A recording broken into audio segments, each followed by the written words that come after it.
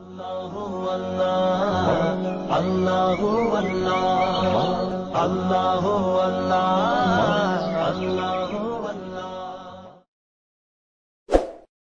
सदका जारिया हासिल करने के लिए इस वीडियो को शेयर करना मत भूलें। जज़ाक अल्लाह।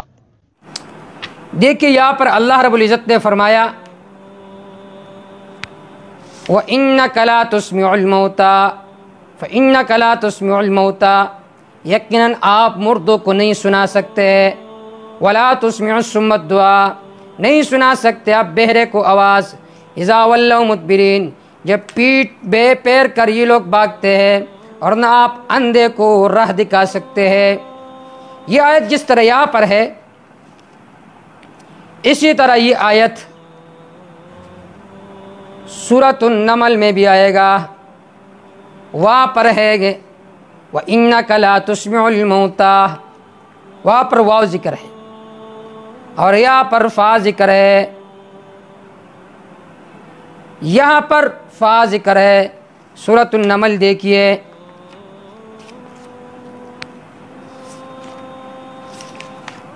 सूरतुन नमल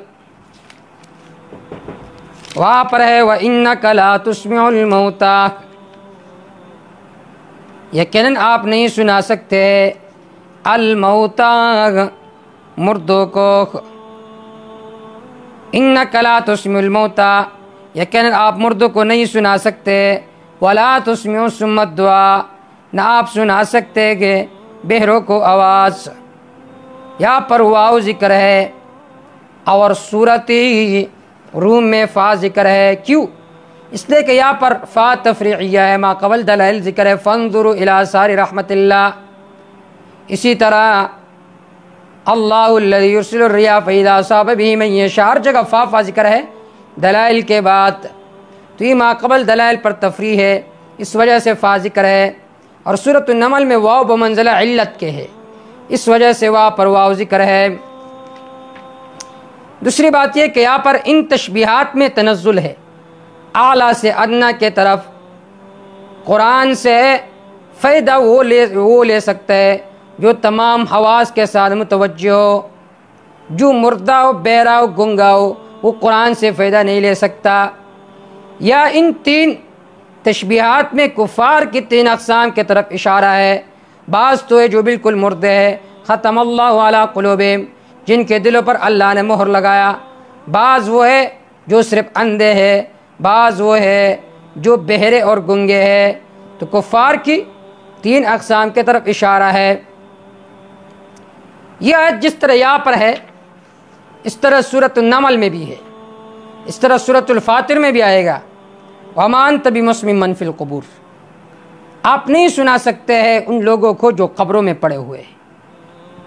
इसी तरह सूरतुल अनआम में भी गुजर गया है कि वो लोग आपकी बात मानते हैं और वो लोग जो बात सुनते हैं जो ज़िंदा है, जो मुर्दा है वो नहीं सुनते। अल्लाह दोबारा उन्हें ज़िंदा करेंगे क़यामत में, फिर वो सुनेंगे। इब्न जरीर रहमहुल्लाह फरमाते हैं, हाज़ा मसलन ज़रबहुल्लाहु लिल काफ़िर फ़कज़ा ला यस्मउल मय्यित अल क़ौल कज़ा ला यस्मउल कुफ़्फ़ार क़ौलक। ये मिसाल है, अल्लाह ने कुफ़ार को तशबीह दी है मुर्दों के साथ। जिस तरह मुर्दे नहीं सुनते, इस तरह काफिर भी आपकी बात को नहीं सुनते। अला सबील अस्ल व ज़ाब्ता, ये इत्तिफ़ाक़ी मसला है इंदल फ़ुक़हा, कोई मुर्दा किसी की बात को नहीं सुनता। जहाँ पर इख्तिलाफ है तो वो मवाज़िअ मनसूसा में है, लेकिन असलन और कानूनन कोई मुर्दा किसी की बात को नहीं सुनते। ये दलील है इस पर, इन्नका ला तुस्मिउल मौता, कोई मुर्दा किसी की बात को नहीं सुनते, अला सबील अस्ल व ज़ाब्ता। ये कौल शाफ़ी रहमहुल्लाह का है, ये कौल इमाम अहमद का है। इब्न क़ुदामा जिल्द 13 सफ़ा 615 में हनाबिला के भी ये कौल मौजूद है। और शरह मुहज़्ज़ब लिन्नववी जिल्द 18 सफ़ा 19 में ये कौल शवाफ़ी का भी जिक्र है कि मुर्दे नहीं सुनते। और दलील सूरतुल फातिर आयत नंबर 22 की ये आयत है कि मा अंत बिमुस्मी मन फिल क़ुबूर, कि आप नहीं सुना सकते हैं जो लोग कब्रों में है। امام ابو حنیفہ کا مسلک بھی یہی ہے۔ کوکب الدری جلد 1 صفحہ نمبر 319، تفسیر مواہب الرحمن، تفہیم المسائل، اس طرح تحت هذه الآیہ انما یستجیب الذین یسمعون والموتى یبعثهم اللہ، ان آیات سے معلوم ہوا کہ مردے نہیں سنتے۔ تفسیر خازن، تفسیر نشاپوری، ابن جریر، فتح القدیر، کتاب الجنائز میں کہ اکثر احناف کا قول وہ عدم سما رہا ہے۔ علامہ عینی نے عمدۃ القاری جلد 8 صفحہ نمبر 206 میں لکھا ہے کہ مردے نہیں سنتے۔ رشید احمد گنگوئی رحمہ اللہ نے کہا ہے کہ یہ قول عائشہ رضی اللہ تعالی عنہ کا ہے کہ مردے نہیں سنتے، اور ابن عباس رضی اللہ تعالی عنہ کا ہے، اور یہ قول ملا علی قاری رحمہ اللہ کا بھی ہے، شرح فقہ اکبر صفحہ نمبر 159۔ اب جو اختلاف ہے علماء کے آپس میں وہ صرف مواضعی منصوصہ میں اختلاف ہے۔ شیخ الاسلام ابن قیم رحمہ اللہ، امام بخاری رحمہ اللہ، صاحب فتح القدیر، اور علامہ علوسی، علامہ النشا کشمیری رحمہ اللہ، وہ مواضعی منصوصہ میں سما کے قائل ہے، اور وہ مواضعی منصوصہ ایک ان میں سے قر النعال والی روایت ہے، اور دوسرے نمبر پر حدیث بدر ہے۔ یہ دونوں صحیح روایت ہے۔ جو تیسری روایت ہے سلام کے بارے میں، تو اس روایت پر کچھ کلام ہے۔ اب حاصل یہ ہے کہ جو لوگ ہر وقت سما کے قائل ہے، یہ عقیدہ بدعت کا ہے۔ جب اس عقیدے کے ذریعے سے آپ اس سے سوالات کرتے ہو اور اس سے شفاعت مانگتے ہو، بعض دفعہ یہ بدعت کا عقیدہ بن جاتا ہے۔ اگر عقیدہ شفاعت کا آپ کا ہو تو پھر یہ شرک کا عقیدہ بن جاتا ہے۔ جب آپ غیر اللہ کو پکارتے ہو تو پھر اس کی عبادت بھی کرو گے تو پھر یہ شرک کی حقیقی بن جائے گا۔ اب میں مختصراً جو حضرات سما کے قائل ہیں ان کے کچھ اعتراضات کو ذکر کروں گا اور اس کا جواب۔ پہلا اعتراض یہ کہ اس آیت میں اِنَّکَ لَا تُسْمِعُ الْمَوْتَىٰ، آپ مردوں کو نہیں سنا سکتے، کیا مطلب؟ وہ خود سنتے ہیں لیکن آپ نہیں سنا سکتے۔ یہاں پر نفی اسما کے، سما کی نفی نہیں ہے۔ اس کا جواب یہ ہے کہ دیکھیے عائشہ رضی اللہ تعالیٰ عنہ نے اس سے استدلال کے نفی سماع الموتیٰ پر، وہ عالم باللغت العربیہ تھی۔ جب انہوں نے استدلال کی اس آیت سے سماع الموتیٰ کے نفی پر، تو تم کون ہو کہ تم کہتے ہو کہ یہاں پر نفی اسما کی، سما کی نہیں ہے؟ دوسری بات یہ ہے کہ سماع مطاوع اور اثر ہے، اور اسماع یہ مؤثر ہے، اور مؤثر کی نفی مستلزم ہوتی ہے اثر کے نفی کے لیے۔ جب آپ نے مطاوع کی نفی کی تو اس سے مطاوع کی نفی خود بخود لازم آ گئی۔ بعض حضرات یہ اعتراض کرتے ہیں کہ یہاں پر سما بمعنی خلق ہے، تو اس کا جواب یہ ہے کہ یہاں پر کیا معنی کرو گے؟ اِنَّکَ لَا تَهْدِي مَنْ أَحْبَبْتَ، آپ ہدایت پیدا نہیں کر سکتے، یہ معنی کرو گے۔ دوسرا جواب یہ کہ عائشہ رضی اللہ تعالیٰ عنہ نے اس آیت سے استدلال کیا ہے نفی سماع الموتیٰ پر، تو وہ عالم باللغت العربیہ تھی۔ تیسری بات ہے کہ یہاں پر ان تسمع اللہ من یؤمن بآیاتنا فہو مسلمون، یہاں پر کیا معنی کرو گے کہ سما ایمان والوں میں آپ پیدا کر سکتے ہو؟ یہ تو عین بریلویوں کا نظریہ ہے۔ ایک اعتراض یہ انک لا تسمع الموتیٰ، یہاں پر نفی انتفاع کی ہے کہ آپ مردوں کو سنا تو سکتے لیکن آپ کی بات سے وہ فائدہ نہیں لے سکتے۔ اس کا ایک جواب یہ ہے کہ اس آیت سے استدلال کیا حضرت ام عائشہ رضی اللہ تعالیٰ عنہ نے نفی سماع الموتیٰ پر، اور وہ عالم باللغت العربیہ تھی، لغت عربیہ کو زیادہ جاننے والی تھی مجھ سے اور آپ سے۔ جب حضرت امی عائشہ نے استدلال کیا اس آیت سے نفی سماع الموتیٰ پر، تو ہم کون ہے کہ ہم کہتے کہ نہیں یہاں پر نفی انتفاع کی ہے، نفی سماع کی نہیں ہے۔ دوسرا جواب یہ ہے کہ جب مردے آپ کی بات سے فائدہ نہیں لے سکتے تو ان کو پکارنا تو عبث ہوا، اور ہر عبث کام جس کا کوئی فائدہ نہ ہو اس کا چھوڑنا یہ لازمی اور ضروری ہے۔ تو لہٰذا جب فائدہ نہیں لے سکتے تو پھر کیوں انہیں پکارتے ہو؟ تیسرا جواب یہ ہے، بلکہ اصل میں مغالطہ بھی ہے یہ حضرت لوگوں کو اس اشتباہ میں ڈالتے، دیکھیے مردے تو یہ کہتے کہ مردے نہیں سنتے، تو کفار تو سنتے، تو پھر تشبیہ کس طرح صحیح ہو گئی؟ حال یہ ہے کہ تشبیہ میں یہ اصول ہے، یہ قاعدہ ہے کہ جو وجہ شبہ ہے یہ مشبہ بھی کے جانب میں قوی طور پر پائے جاتے ہیں، مشبہ کے جانب میں اس طرح قوی طور پر نہیں پایا جاتا۔ جیسا کہا جاتا ہے زید ان کا اسد، زید شیر کی طرح ہے، زید مشبہ ہے، اسد مشبہ بھی ہے۔ تو اب یہاں پر وجہ شبہ وہ شجاعت ہے، وصف مشہور ہے۔ اس طرح یہاں پر بھی کفار کو تشبیہ دی مردوں کے ساتھ۔ تو اب یہاں پر مشبہ بھی کے جانب میں نہ سننا یہ حقیقتاً ہے، اور مشبہ کے جانب میں کفار جو ہے نہ سننا یہ ادعاءً ہے۔ یہ کہتے نہیں، پھر تو تشبیہ صحیح نہیں ہے۔ تشبیہ اس وقت سے نہیں ہوگی کہ جو بات وہ حضرات ذکر کرتے ہیں کہ نہیں یہاں پر وجہ شبہ عدم انتفاع ہے۔ حال یہ کہ مردوں کے جانب میں عدم انتفاع یہ وجہ شبہ مشہور نہیں ہے، بلکہ عدم سماع یہ وجہ شبہ مشہور ہے۔ لہٰذا یہ قول کرنا کہ یہاں پر نفی انتفاع کی ہے، یہ قول کرنا باطل ہے۔ اور اس کا ایک اور جواب یہ ہے الزامی کہ یہاں پر اللہ فرماتے وَلَا تُسْمِعُ الصُّمَّ الدُّعَاءَ، آپ بہرے کو آواز نہیں سنا سکتے، تو کیا مطلب؟ وہ آپ کے آواز سے فائدہ نہیں لے سکتے، سنتے ہیں۔ فَمَا هُوَ جَوَابُكُمْ فَهُوَ جَوَابُنَا۔ آخر میں وہ روایات ذکر کروں گا جن سے یہ حضرات استدلال کرتے ہیں۔ سب سے پہلی روایت وہ قرن النعال والی روایت ہے۔ وہ حضرات کہتے ہیں کہ مردے کو جب رکھا جاتا ہے قبر میں تو یہ رشتہ دار ابھی تک وہاں سے لوٹے نہیں ہیں کہ وہ مردہ ان کے پاؤں کی آہٹ کو سن لیتے ہیں۔ تو اس کا جواب یہ ہے، فتح القدیر والے نے لکھا ہے کہ یہ خاص اول وضع کے ساتھ، لہٰذا اس سے عام استدلال کرنا کہ ہر وقت مردے سنتے ہیں، یہ استدلال کرنا باطل ہے۔ دوسرا جواب یہ ہے کہ یہ جملہ تنجیزیہ ہے ظاہراً اور تعلیقیہ ہے معناً۔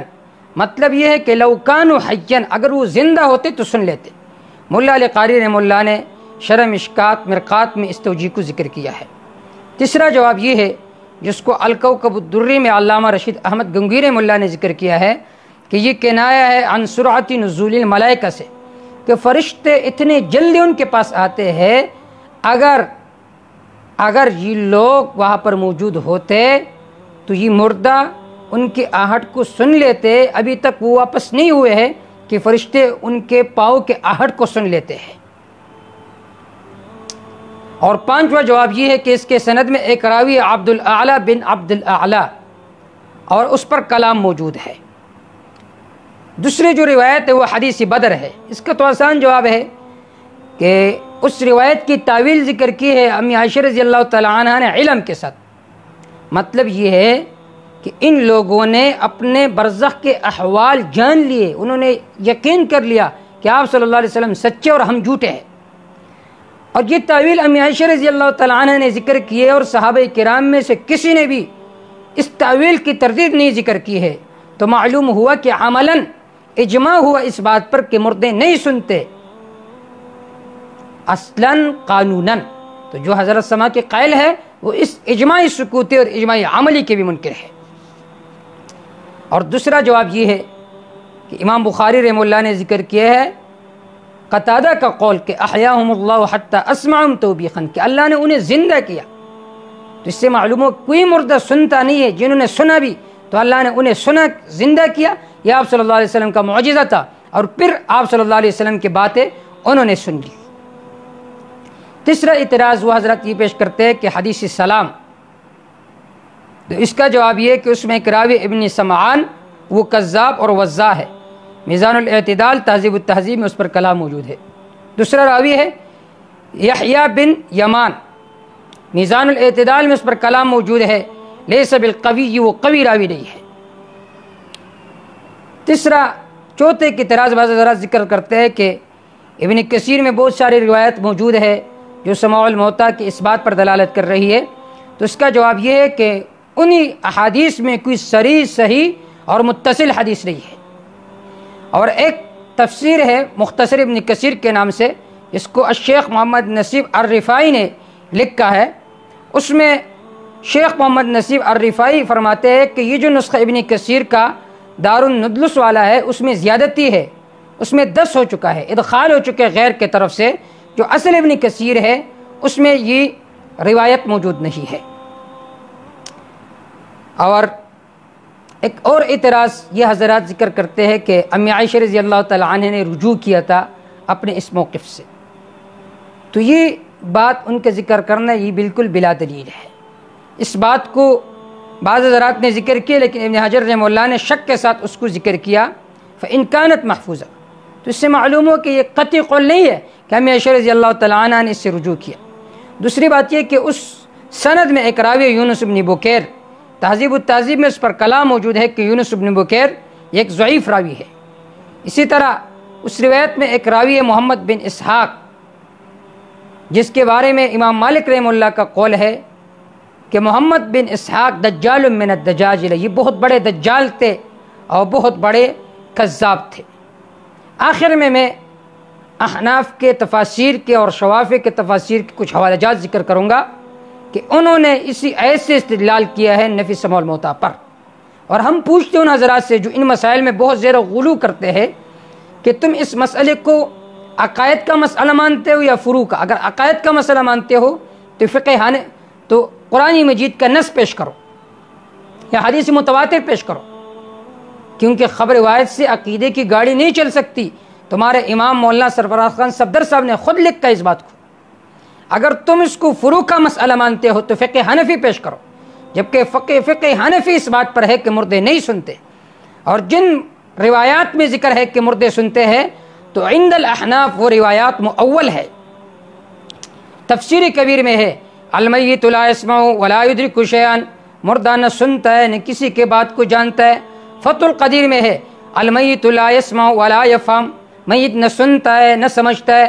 پھر ایک جزیہ ذکر کیا کہ اذا حلف لا یکلمہ، کسی نے قسم کھا لیا کہ فلاں کے ساتھ بات نہیں کروں گا، فلو کلمہ بعد موتی فلا یحنس، اگر مرنے کے بعد اس کے ساتھ بات کی تو وہ حانث نہیں ہوگا۔ کیوں؟ لأن المقصود منہ الافہام، کیونکہ مقصود افہام ہے، اور والموت ینافیہ، اور موت اس کے منافی ہے، مرنے کے بعد کوئی کسی کی بات کو سمجھتا نہیں ہے۔ شامی میں بھی یہ بات ذکر ہے، بلکہ اصول الشاشی جو چھوٹی سی کتاب ہے اس میں بھی یہ بات ذکر ہے، یمین کے بحث میں، کنز اول میں بھی ذکر ہے، ہدایہ اولین میں بھی ذکر ہے، شرح ہدایہ میں بھی ذکر ہے کہ اگر کسی نے قسم کھا لی کہ میں فلاں کے ساتھ بات نہیں کروں گا، مرنے کے بعد بات کی تو حانث نہیں ہوگا، لأن المقصود منہ الافہام والموت ینافیہ، کیونکہ مقصود اس سے افہام ہے اور موت اس کے منافی ہے۔